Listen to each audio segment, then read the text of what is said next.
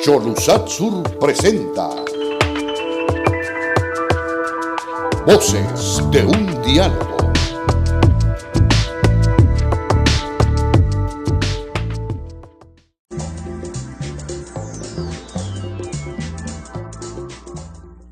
Señoras y señores, qué gusto saludarlos. Bienvenidos a un programa más de Voces de un Diálogo, siempre con los temas que generan impacto en el país. No hay duda que no puede haber otro tema más importante en Honduras que la crisis política, que ya ha dejado varios muertos, que ha dejado una serie de situaciones negativas, por cierto, pero por responsabilidad expresa de la clase política, la tradicional y la nueva, que no han sido capaces de ponerse de acuerdo para encontrar una salida. Claro, no es fácil decir que se tiene una salida a la mano. De eso se trata, de poder sacar el talento que permita a estos políticos colapsados, desfasados, desacreditados, poder sacar adelante este país que está en una crisis terrible.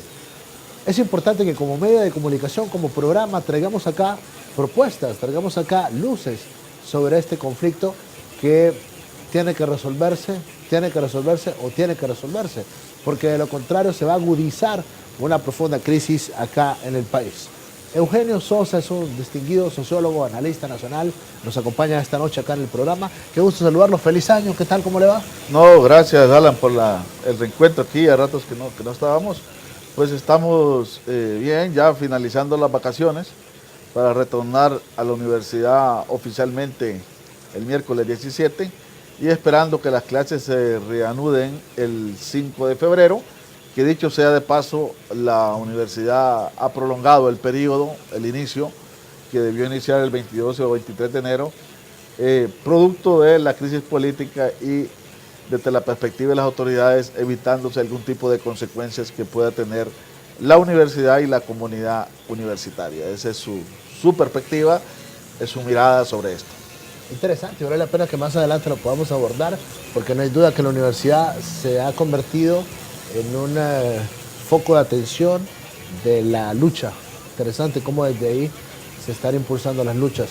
Ahora, yo creo, Alan, que el conflicto de la universidad anunció de alguna manera lo que podía pasar en el país. La universidad, la crisis universitaria no era una crisis, normalmente la universidad refleja de alguna manera lo que pasa en la sociedad. Lo que pasa es que habían dos formas de interpretarla. Unos porque la reducían a creer que era un problema externo, ¿verdad? Y que era un problema político partidario.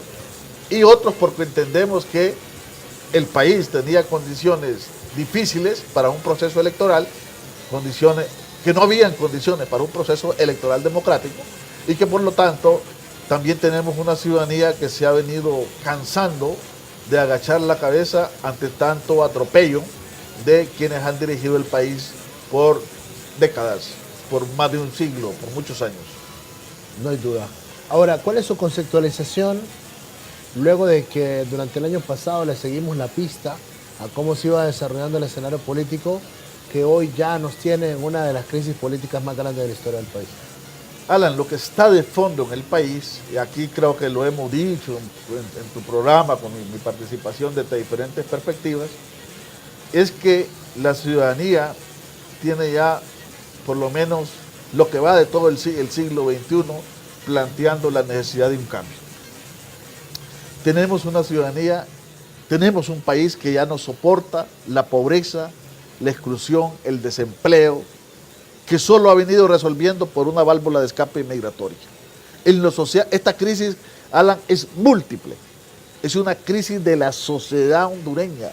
Trasciende la crisis política. Ahorita se expresa como crisis política. Totalmente de acuerdo. Pero las dimensiones de la crisis son societales, son de la sociedad hondureña. Entre 2016 y 2017 incrementaron como 130,000 nuevas personas pobres, según los mismos datos estadísticos oficiales del gobierno, y que los ha retomado y los ha analizado el Foro Social de la Deuda Externa. Entonces, luego, en el campo institucional, prácticamente es difícil decir que hoy tenemos alguna institucionalidad estatal que se salva de decir que es una institución digna respetuosa de la ley, que hace su trabajo conforme a la necesidad. Entonces, claro, el proceso electoral se desarrolló patinando sobre una fina capa de hielo, patinando sobre una cáscara de huevo. Y vemos lo que ha acontecido. Finalmente, el control del proceso tiene límites, el control institucional tiene límites, y hay por lo menos, mínimamente, si tomamos los mismos datos oficiales del tribunal, hay por lo menos 60% a 70% que le está diciendo que no reconoce esos resultados porque desde su perspectiva, producto de una serie de elementos, de la OEA, de lo que se venía denunciando, etcétera, etcétera, y de lo que se vio, de lo que declaró el mismo magistrado Ramiro Lobo, etcétera, etcétera, dice, este es un fraude y esta vez no lo vamos a tolerar. Ese es más o menos el tema. Entonces, claro, hay varias perspectivas de leer la crisis. Hay quienes la reducen a una confrontación Zelaya-Hernández, y sobre todo del lado de Mel Zelaya, no tanto de Luis Zelaya. Entonces, cuando se reduce eso, pues sí, son personajes protagónicos. Usted no puede entender la crisis sin ellos, pero la crisis es mucho más profunda. La crisis tiene raíces gruesas, estructurales, institucionales y sociales. Entonces, esa es una mirada. Esa es una mirada de la crisis. Y así hay diferentes miradas, creo yo, que están chocando, están encontrándose, porque una forma de resolver la crisis para uno es, tranquilo, aceptemos que el hombre, como le dicen, el que es presidente todavía hasta el 27, para mí después del 27 va a ser un jefe de Estado. Un jefe de Estado porque yo sí creo que lo que hubo fue un golpe electoral, aunque no se está discutiendo en esos términos. Entonces, como quien dice, ya dejemos esa situación así y ahora pensemos en el futuro. El problema de eso, Alan, es que cuántas veces hemos venido diciendo en el país, démosle vuelta a la página. Démosle vuelta a la página y ahora pensemos adelante. La ciudadanía ya no quiere darle vuelta a la página. Quiere que se resuelvan los problemas que están en la página. Y los problemas que están en la página son problemas sociales, son problemas económicos gruesos, por los cuales se mató a Berta Cáceres, por la política extractivista, son problemas políticos y hay una búsqueda de cambio que desata por cualquier lado. Y la clase política que ha gobernado este país tradicional y en contubernio con otros poderes, han estado poniendo diques a esta búsqueda de cambio y a este proceso de cambio. Yo creo que la búsqueda de la ciudadanía trasciende al expresidente Zelaya, trasciende al mismo Narrala. Es una energía ciudadana, societal, que ahora se expresa en este momento. El problema es que a veces quienes analizamos los temas y a veces algunos políticos queremos que la ciudadanía salga a nuestro antojo, cuando un día sale y que otro día no salga. La ciudadanía tiene sus momentos y ahorita es uno de estos momentos instalado en esta crisis política postelectoral. Yo creo que todavía está tan instalada la crisis, porque también hay unos que creían que ya se había pasado todo, ¿sí? Y lo que pasó con la movilización del 12 de enero demostró que la crisis está instalada. Y hay expectativas que va a pasar cuando se acerque la toma de posesión, esa semana del 20 al 27, a ver con qué fuerza sigue instalada la crisis.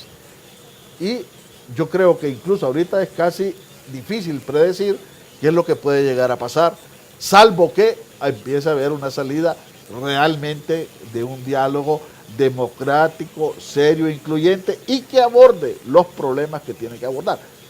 Ahora, claro, yo entiendo que en la práctica y la lógica y lo ideal no se trata de reducir la crisis a Mel Zelaya y a Juan Orlando Hernández, pero son factores determinantes de la crisis. Totalmente de acuerdo. Entonces, y yo he venido analizando el tema, no sé cómo lo ve usted, de que acá los problemas de fondo no son tema de agenda de ellos. Los problemas de fondo, o sea, el hecho de que se le busque una salida al conflicto no pasa porque se reduzca la pobreza, no pasa porque haya medicamentos en los hospitales, no pasa porque haya una mejor calidad educativa o que haya menos muertos a través de verdaderas políticas de seguridad. Por ahí no pasa la solución a este conflicto, porque este conflicto es de interés de ellos, es de interés de ellos, de la clase política representada por estos personajes. No sé cómo lo ven. Bueno, es que yo creo que yo creo que no se puede desconocer que ambos sin desconocer que todo político tiene intereses y los va a tener, y algunos más válidos que otros, pero lo que sí yo estoy convencido es que ambos representan proyectos, proyectos diferentes, y aunque igual tengan intereses personales de ser protagonistas y de estar al frente, porque el problema, si solo fuera Hernández, el problema fuera facilito resolverlo, pero en torno a él, lo que él hace tiene beneficios y tiene utilidades para segmentos importantes de la sociedad. Si no, no lo aceptaran. O sea, si él no respondiera a intereses que congenian y son coherentes con la política de Estados Unidos, la señora Fulton no estaría saliendo diciendo que acepta resultados electorales y que no haya violencia y todo este reiteramiento a garantizarle una gran cantidad de países para que lo hayan aceptado como ya lo han hecho. Igual los empresarios cuando usted discute el tema.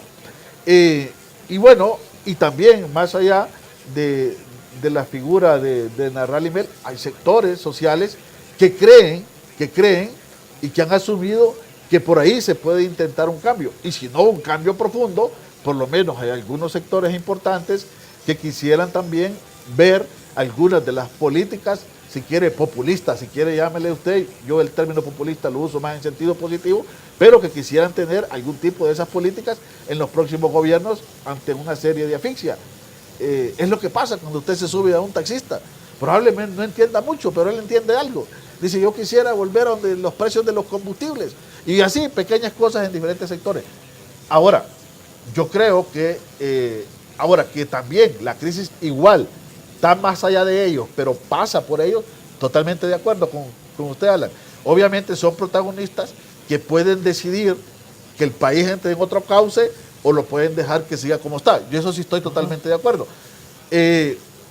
Por lo tanto, el diálogo tiene que tocar a ellos como actores fundamentales. Pero sí, sobre todo, gente como de la Alianza se sienta nada más a una búsqueda de repartija de cargos y ya no sigue convocando a la ciudadanía y deja los intereses ciudadanos y de fondo del pueblo, pues eso sería lamentable. Pero yo creo que la ciudadanía se ha estado expresando y espero, y tiene la esperanza la ciudadanía también, que eso no esté, sea lo que se está negociando, ¿no? ¿Diálogo o negociación? Diálogo dando. ¿Cómo lo visualizas? Yo creo que aquí efectivamente son dos conceptos diferentes. El diálogo es el instrumento para mí. Okay. El diálogo es el instrumento. El instrumento para pasar de la calle a la mesa. ¿Sí?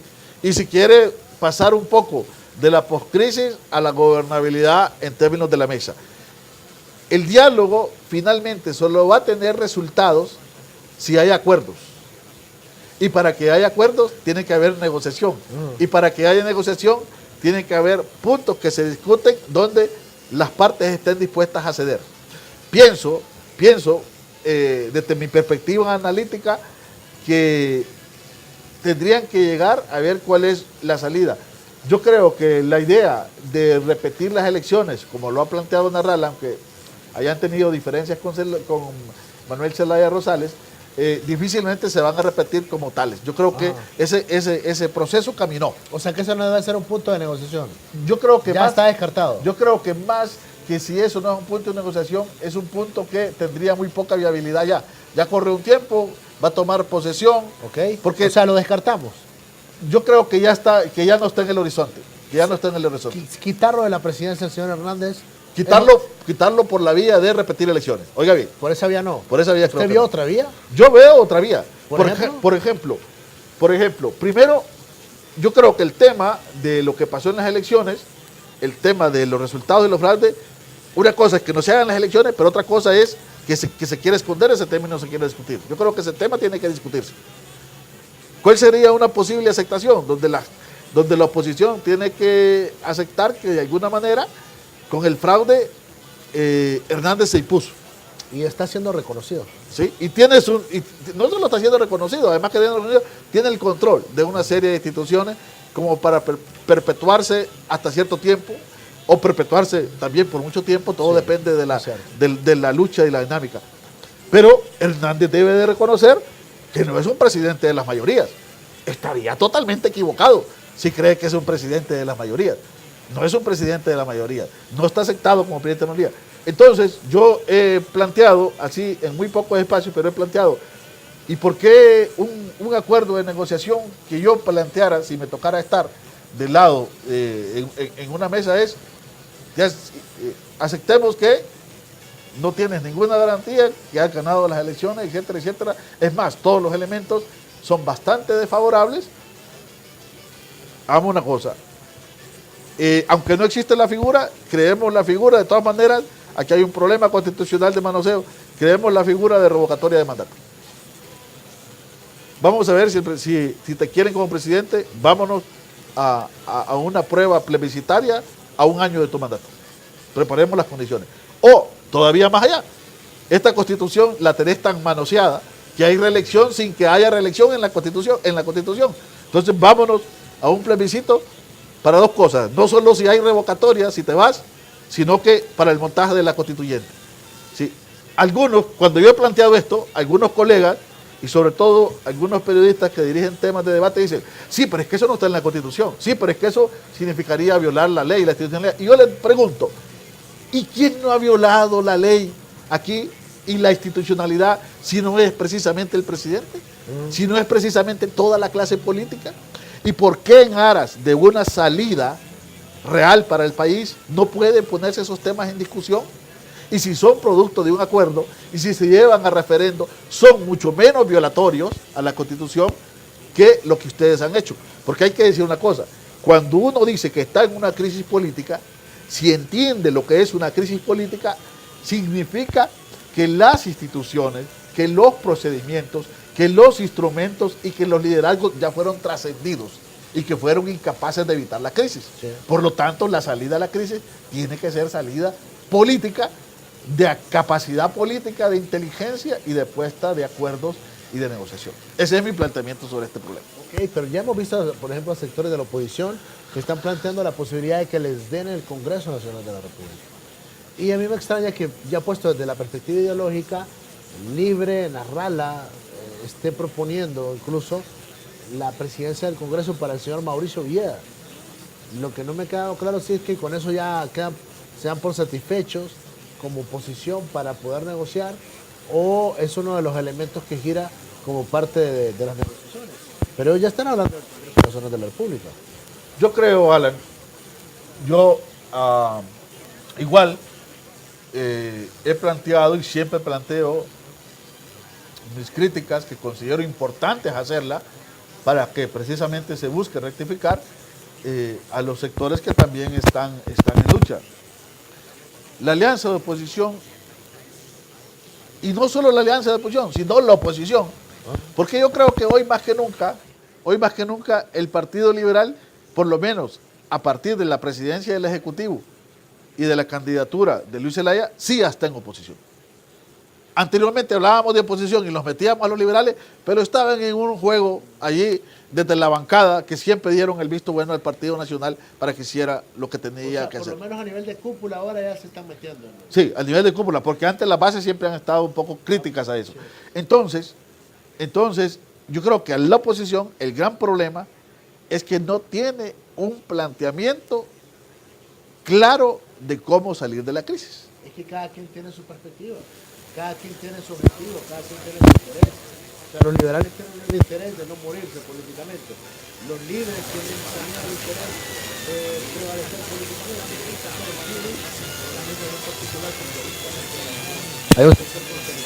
Sí. Bueno, pero precisamente una oposición se vuelve fuerte y se vuelve con capacidad de enfrentar a quien está como oficialista. Y precisamente en este caso, donde coinciden, hay un punto de coincidencia, y es que coinciden que fue una reelección al margen, y aún si los resultados realmente le hubieran favorecido una reelección ilegítima, anticonstitucional, y luego con lo otro, no se diga, totalmente desconectada de la soberanía popular. El gran problema es que, aún con esas diferencias, la oposición es oposición cuando tiene capacidad de ponerse de acuerdo y llevar un planteamiento en bloque. Es que hay que diferenciar algo, Alan. Una cosa es la oposición formal. La oposición formal es todo aquel que no está siguiendo al ganador. Pero una oposición política se vuelve relevante cuando es capaz de encontrar y colocarse por sobre sus diferencias y tener un planteamiento. A mí me parece que ahí falta el planteamiento, porque usted tiene más o menos ahí 3 posiciones que responden a 3 liderazgos. Una posición es la de Luis Zelaya, que ha planteado incluso que tiene que ir a dialogar porque es el presidente del Ejecutivo, aunque plantea un par de posiciones. Una ha sido la posición de Narrala, que todavía hace apenas 48 horas sigue hablando de repetir elecciones, y otra es la posición del expresidente Zelaya y de Libre, que en ningún momento ha estado de acuerdo con repetir elecciones, pero aparentemente desde esa perspectiva la salida es solo si le dan la presidencia a Narrala. Entonces, esos desacomodos de la oposición, esa incapacidad de tener un acuerdo más contundente de manera única y articulada, es la que le abre todavía posibilidades a Hernández de seguirse imponiendo. Yo voy a repetir alguna frase que dije en otro momento. Cuando Hernández ha aparecido como fuerte, como gran genio de la política, no es tanto porque lo sea, sino porque la oposición ha sido débil y lo ha hecho fuerte. Sin embargo, creo que en este momento Hernández está en su peor momento de dificultad en relación con la ciudadanía y con el pueblo hondureño, más que con otra estructura formal, pero sí con la ciudadanía que lo está impugnando como nunca, y sobre todo que le ha ido agarrando un rechazo que yo no sé si realmente ese rechazo lo tuvo Micheletti. Me parece que puede ser igual o mayor, a pesar de que el golpe de Estado igual fue fraccionador de la sociedad hondureña. Pero, Eugenio, hay diferentes sectores que se están viendo perjudicados con esta crisis, el empresariado, el pueblo sobre todo, y bueno, se para la economía, hay zozobra, de por sí no llega la inversión en condiciones normales. Con este escenario es aún más complejo, pero no siento yo como que no están aportando a los demás sectores. La iglesia tiene sus posiciones. Hoy, para el caso de la conferencia episcopal, ha llamado al diálogo a Nasralla y a Juan Orlando Hernández para que solventen este problema, pero siento yo que ningún sector del país está teniendo la capacidad ni la altura moral para poder intermediar ante este conflicto, de llamar al orden a estos personajes. Y algo grave que no han hablado sobre ese particular es la falta de institucionalidad del Tribunal Supremo Electoral y la propia Corte Suprema de Justicia. O sea, no son instituciones que abonen a estabilizar la situación del país. Efectivamente, Alan. Es que mire, si hubiera tan solo una fisura de claridad de funcionamiento institucional, la persona estaría realmente mucho más tranquila. Pero realmente la gente está muy enardecida con un tribunal que tocó fondo. Además, un tribunal que venía con un desgaste. Este tribunal de alguna manera, con un par de caras a última hora, pero por lo menos con 2 caras visibles que fueron claves ahora para el fraude, son las que vienen manejando las elecciones desde 2009. Baxon es un actor desde 2009, las elecciones que realizaron en pleno golpe de Estado. Saúl Escobar, creo que ahí estaba también, desde 2009. Las elecciones de 2013 pasaron por ellos. Y luego pasan las elecciones de 2017 con todas las irregularidades. Y aún así quieren que se confíen los resultados que ellos han dado, aún con todas las irregularidades que hasta los analistas de Estados Unidos, expertos, han planteado la imposibilidad que había de que Hernández revirtiera la tendencia. Entonces está destruido. Pero bueno, supongamos que eso funciona mal.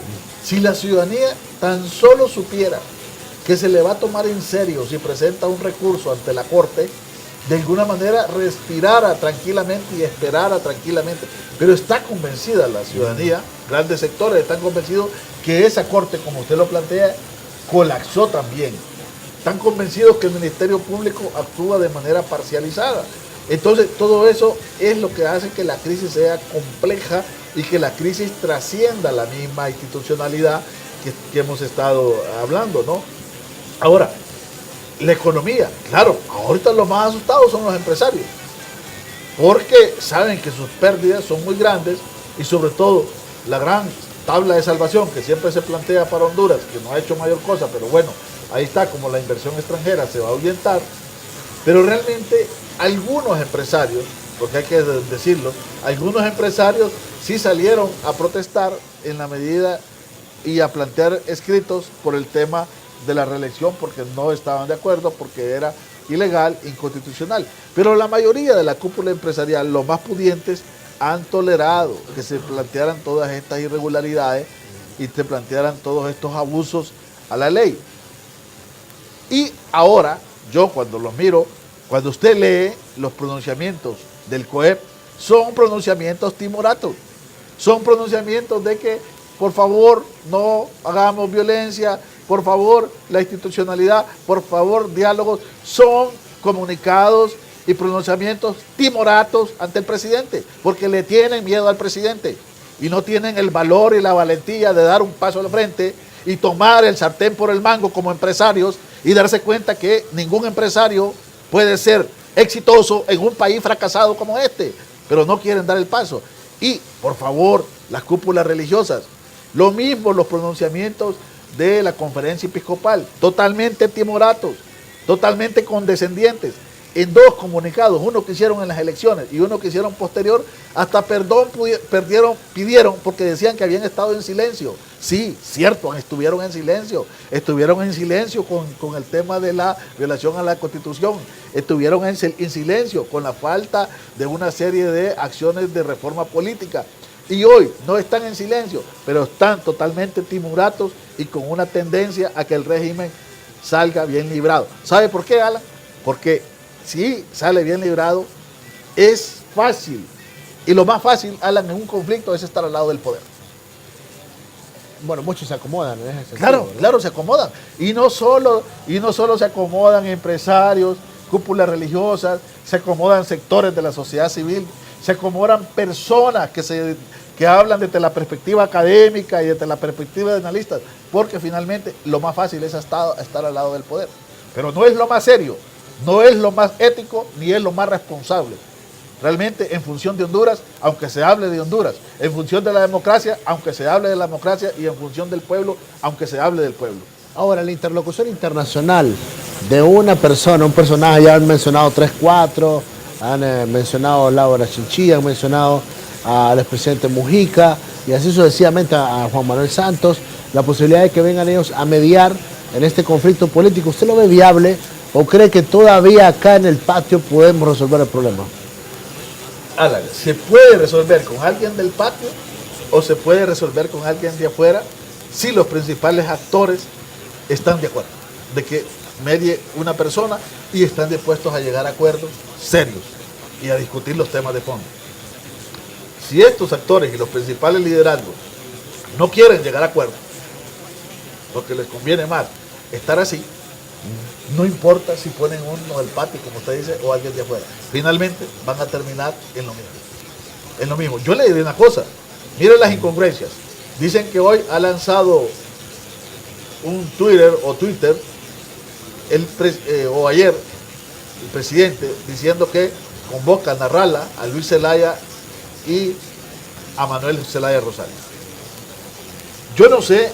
Hoy iba a haber una conferencia de prensa, no sé si realmente ya se hizo y qué planteó, no la he escuchado, pero el Partido Nacional, Rosa Bautista, que está en Noea, si no me equivoco, como representante de Honduras, y los principales voceros del Partido Nacional, le restregaron en la cara a Almagro de la poca seriedad, porque planteaba que viniera una misión de derechos humanos y lo lanzó por un Twitter. Entonces ahora, seamos serios. ¿Por qué no elaboran una carta y un planteamiento y se la hacen llegar a estos actores? Sino que también van por la vía del Twitter para decir, ahí lanzamos y ellos no acogieron. Y con eso decirle a la empresa privada y a las cúpulas religiosas, y sobre todo que querer engañar a la ciudadanía, de que se está pensando el diálogo en serio. Yo realmente miro esas incongruencias ahí. Ok, y si el diálogo fuese, aunque yo me resisto a emplear el término diálogo. ¿Ustedes de qué hablan? No, yo creo que negociaciones. Yo digo que hay que reducirlo a eso, porque usted me lo decía al principio del programa, de que no puede reducirse a eso. Yo tengo mis reservas, ¿sabe por qué? Ajá. Porque se lo repito en el programa lo siguiente: si yo supiese que estos políticos van a negociar para mejorar la situación económica del país, para mejorar la seguridad, la salud, estos aspectos básicos, estos políticos lo que están negociando, Eugenio, y no quisiera yo dejar de decirlo acá en el programa para escuchar sus consideraciones, es que estos políticos están negociando para ellos, para sus cúpulas políticas, para sus élites políticas, para sus intereses políticos, para saber quién va a manejar más dinero que el otro. Pero al final, actores que son protagonistas ahora mismo de la crisis, quieran o no quieran, porque todos los ciudadanos valemos hoy en esta crisis, unos a favor y otros en contra, y otros desde la responsabilidad de estar desde el análisis y acá desde la parte periodística, todos valemos.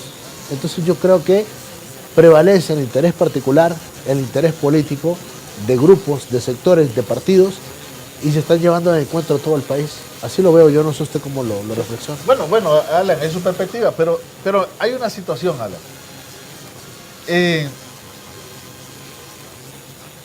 Hay cosas que de la política que ni usted ni yo no vamos a cambiar y no podemos desconocer.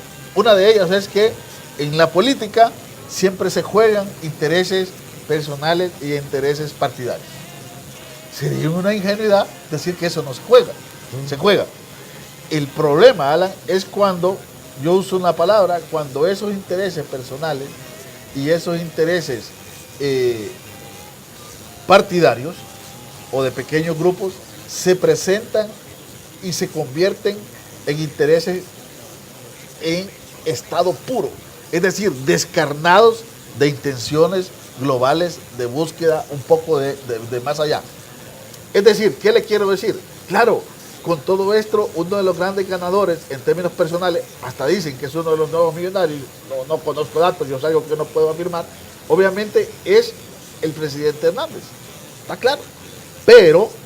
Pero, definitivamente, si no existieran, yo como le insisto, otros sectores que se beneficiaran, ya hubiese fracasado. Ahora, en el caso de esto, varias personas plantean, pero uno de los grandes ganadores de esta crisis es el expresidente Zelaya. Yo creo que sí. De hecho, con lo que ya ganó en términos de popularidad, de liderazgo, ya tiene mucho de decir que ha ganado. Sin embargo, en la medida que el expresidente Zelaya no represente muchas otras búsquedas de la ciudadanía, tarde o temprano ese liderazgo, si lo deja descarnado en estado puro, va a fracasar. Entonces él lo sabe, de alguna manera también esos intereses partidarios y esta ciudadanía a la cual logra movilizar con su convocatoria, tiene que tener algún tipo de representación en esa búsqueda de cambio en él. Y sobre todo en él, que ya fue presidente, y más o menos la gente sabe cuál es su posibilidad si tuviera influencia o volviera incluso a gobernar. Entonces, yo lo que trato de ver, Alan, son matices, sí, para no reducir a las personas. Pero, obviamente, también debo confesar algo.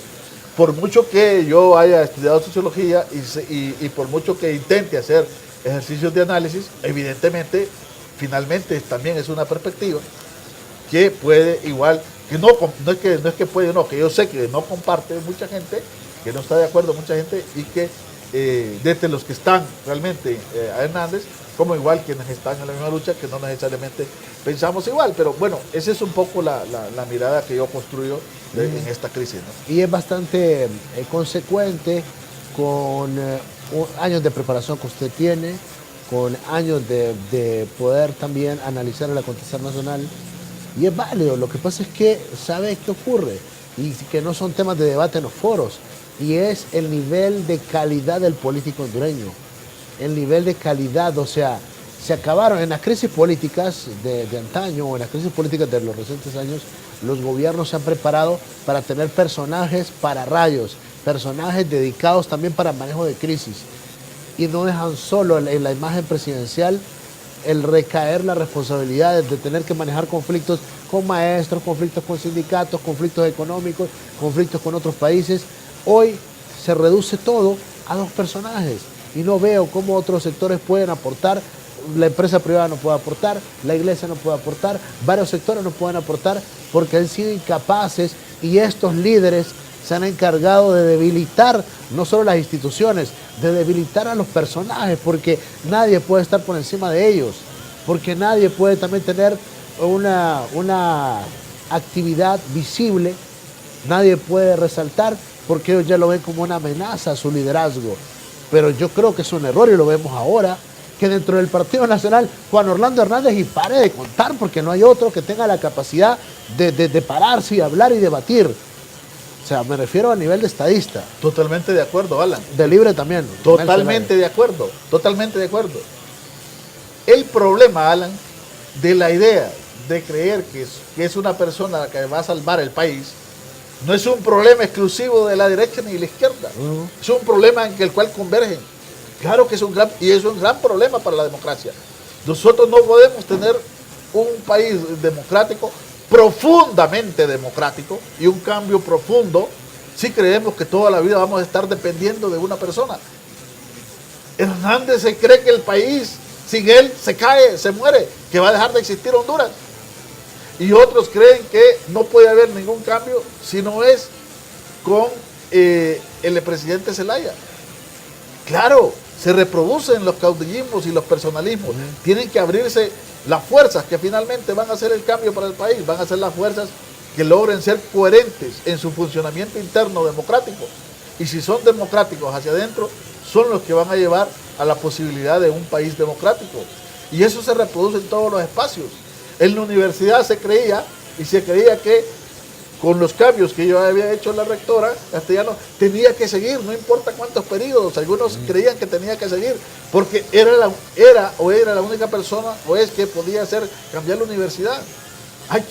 Aquí estamos acostumbrados a que alguien da un pequeño esfuerzo, hace una cosa bien y ya creemos que tiene que perpetuarse. Yo me he convencido, Alan, que esa idea planteada en la historia de la filosofía política, del riesgo de la perpetuación del poder, porque siempre se termina en excesos de dictatoriales, de autoritarismo, excesos de corrupción, de impunidad. Es un pensamiento que la humanidad construyó y que se ha probado históricamente. Una democracia tiene que haber relevos permanentes, tiene que haber relevos políticos, sociales.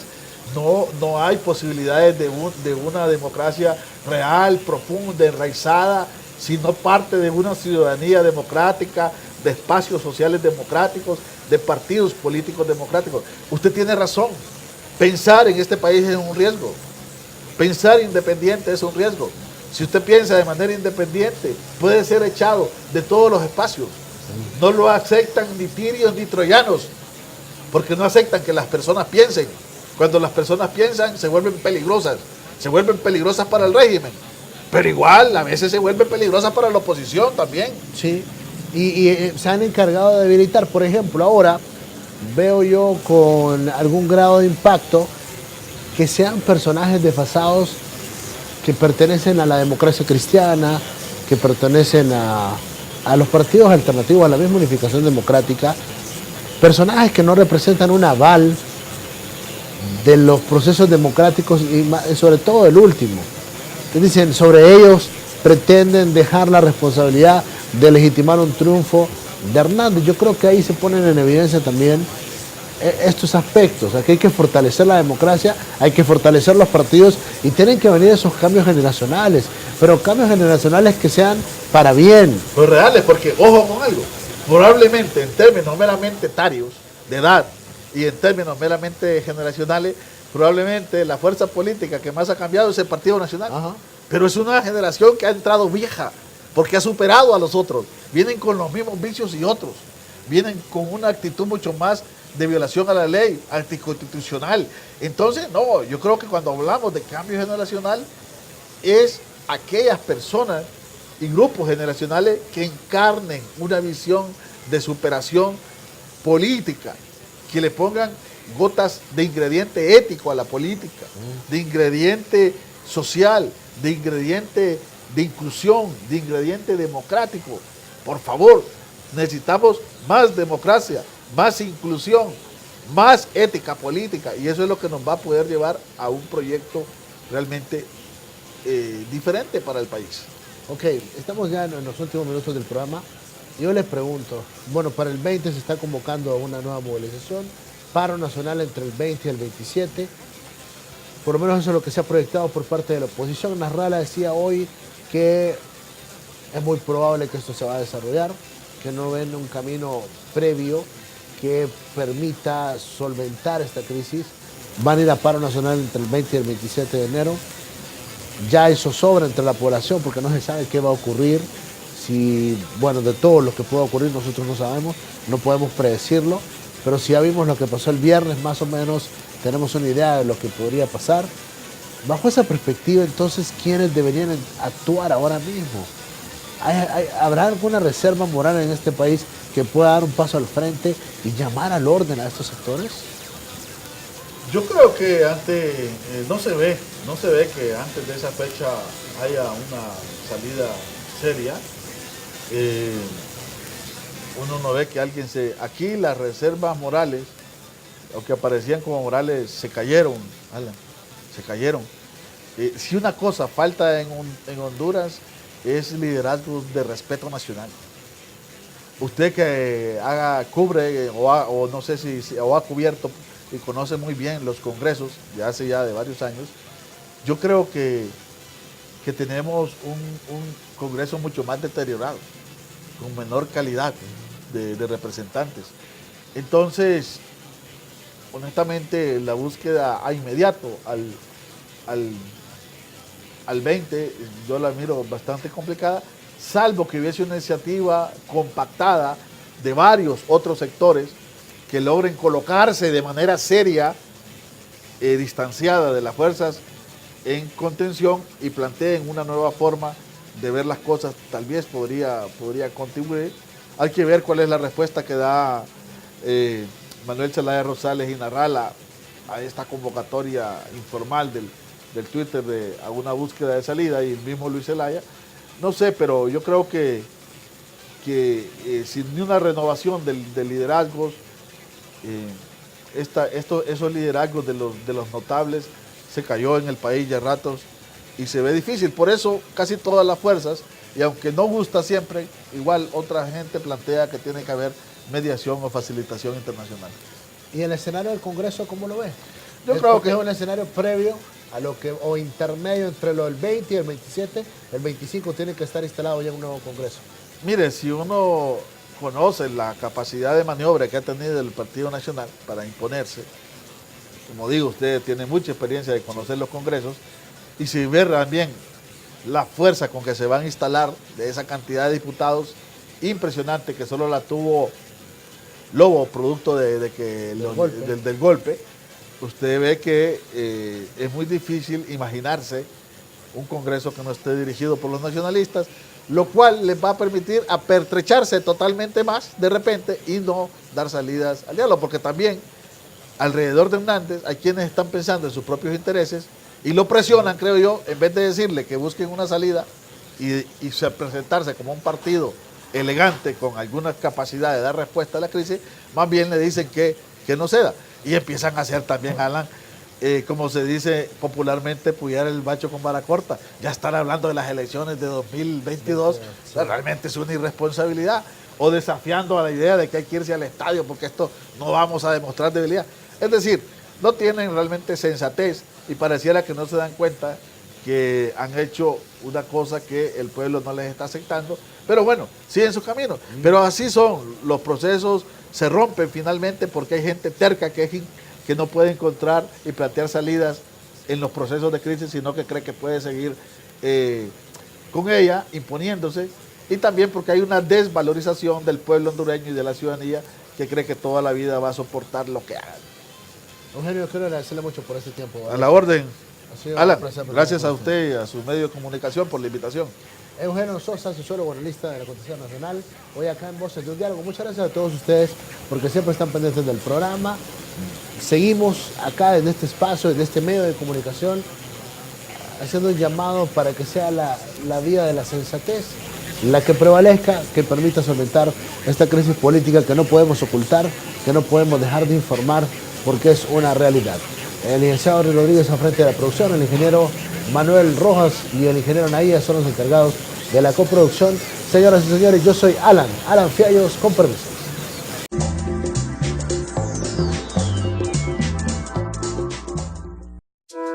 Cholusat Sur presentó Voces de un diálogo.